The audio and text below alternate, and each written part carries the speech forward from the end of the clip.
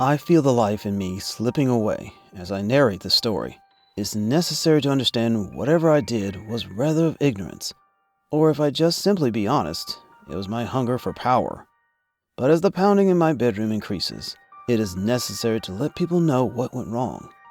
It was the beginning of March 2022, and as the flowers for spring bloomed, my passion to devise a new niche was getting more drive with each passing day.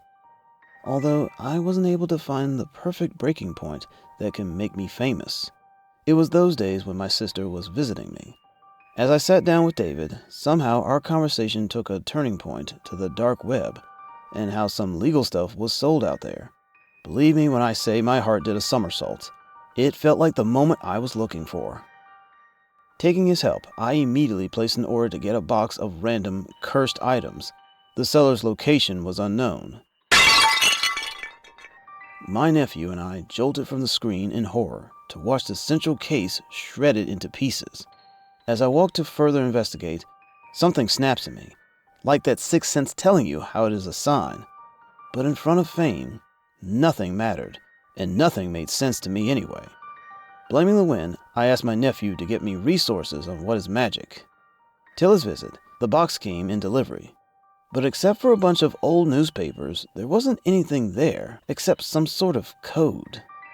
25391. For days, I wondered what it was. Having a setback from the first purchase was a low blow. My enthusiasm kind of died down, till I stumbled upon Babylon, the origin of magic. Something in me told me that I just needed to purchase an item from modern Iraq. Maybe I would be able to find something useful. Desperate, I contacted a man from Iraq, who stated that he had an artifact from the earliest days of Babylon.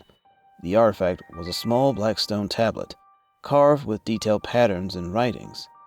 When it arrived, I felt a type of fearful expectation. Nevertheless, my interest won over my anxiety. Choosing to unbox this for my channel, I turned on the camera and started recording. Hi everyone, welcome back to the channel. We have something special today, an artifact from Babylon. This is the tablet I mentioned before I said, trying to keep my voice steady and confident while holding the octagon-shaped tablet in front of the camera. It took me a while to notice that this particular tablet did not have an opening button of any sort. I struggled with it as time wore on, becoming more and more annoyed as a result. This thing is like a puzzle box, I said to the camera. Frustrated, I just murmured, how can it be something like a previous code? 25391. I said out loud, as if to break the tension. To my surprise, the tablet started making a loud sound, and the lid was off with a foul smell. My heart started to race as I went on. No way, this can't be happening. But for the sake of the video, I try to cover my fear. I believe this is something that we have just tapped into. Upon slowly opening the scroll, a strong gust of wind suddenly blew, snuffing out all the candle lights for illumination. It became colder, and as the light faded, the colors of the room seemed to become deeper and more clearly defined. I shivered. Although I attempted to maintain my calm for the video, I started feeling some level of fear. Alright, this is getting a little creepy, but let me read out loud what the scroll says. I looked around me, and the atmosphere became very tense, and a low, guttural voice started to recite a chant in an unknown language. Everything was recorded on the camera. The trembling, the lights that seemed to flash, the rising feeling of fear. If you are seeing this, I started to the camera, something is wrong. I may have gotten myself in a lot of trouble. The voices in my head became more insistent, almost deafening. A shadow began to enshroud me and started to blend into an irregular one. Oh God, what have I done? I whispered, letting the scroll slip through my fingers. I quickly put it back in the form of some defense mechanism. The following days were a living nightmare. At first, it was only a little issue. Furniture would shift by itself, bulbs would turn on and off on their own, and wind would blow through the house all of a sudden.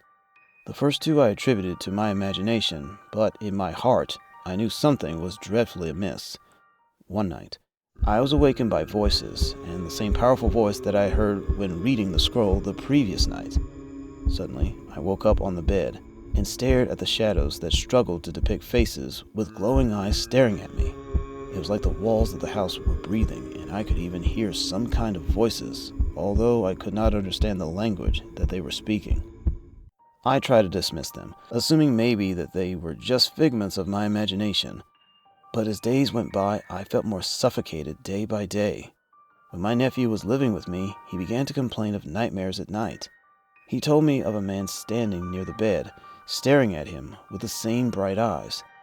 This made me realize that whatever I had summoned was not only tormenting me, but also extending its reach. Once I was in the kitchen, cooking one evening, when suddenly the electricity supply went off. The lights went off, and I groped blindly for my phone to turn on the flashlight. Lighting passed across the room, and I saw the dark figure standing in the corner watching me. I stood still, and it started moving slowly towards me. When the object was almost in my hand, the electricity came back, and the figure disappeared.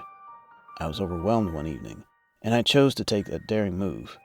I took the tablet and the scroll with me, with the clear intention of finding the means to prevent the ritual from happening, because each day the spirit was only getting stronger and stronger. I searched the web for anything that might help me, determined to find a way to undo the Babylonian magic that had been cast upon me. But the more I dove in, the more I resolved how much I had engaged in the forbidden fields.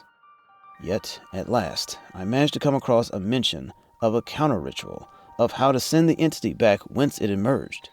It was not that simple and required a list of things.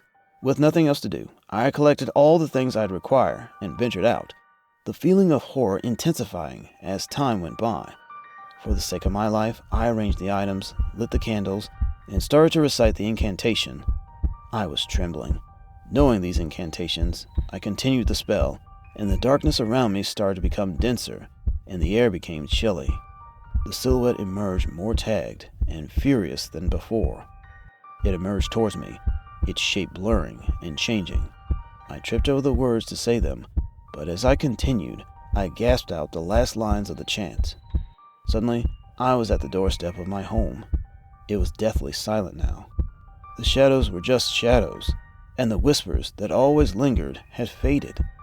As I rushed towards the room, I found no trace of anything, but my bedroom door shuts, and the pounding gets louder and louder, till a loud bang comes. I am in front of my nephew again, looking at the broken vase, interrogating me about what happened.